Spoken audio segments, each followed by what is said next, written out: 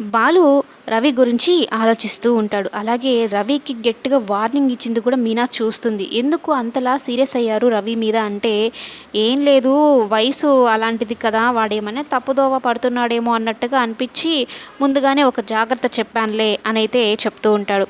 మీనాకి అలాగే రవికి ఒక మంచి సంబంధం చూశాను, అమ్మాయి అయితే అన్ని రకాలుగా సెట్ అవుతుంది, రవిని కూడా బాగా చూసుకుంటుంది అని చెప్పగానే మీనా దగ్గరికి వెళ్ళి కూర్చొని ప్లీజ్ ప్లీజ్ ఆ ఫోటో చూపించరా అమ్మాయి ఎవరు అంటూ ఉంటే, టైం వచ్చినప్పుడు చెప్తాను, ఇప్పుడు నాకు ట్రిప్కి టైం అయింది అనుకుంటూ అలాగే డిఎం ఫ్యామిలీ గురించి కూడా ఆలోచిస్తాడు.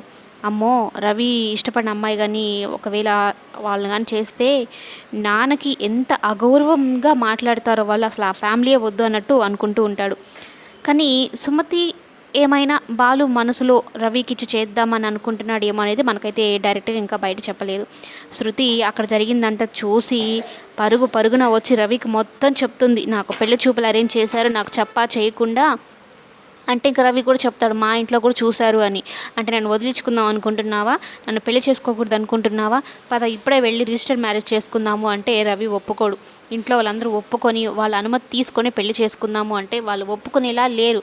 మా ఫ్యామిలీ అంటే మీ ఫ్యామిలీకి పడదు, మీ ఫ్యామిలీ అంటే మా ఫ్యామిలీకి పడదు, నాకు అక్కడేమో వాళ్ళు అన్నీ సెట్ చేసుకుంటున్నారు, పెళ్లి దాకా వెళ్ళిపోతున్నారు, ప్లీజ్ రవి చెప్పింది విను అని శృతి చెప్తున్న రవి ఒకే మాట మీద ఉంటాడు, ఇంట్లో వాళ్ళు అనుమతి ఇస్తేనే చేసుకుందాము అని.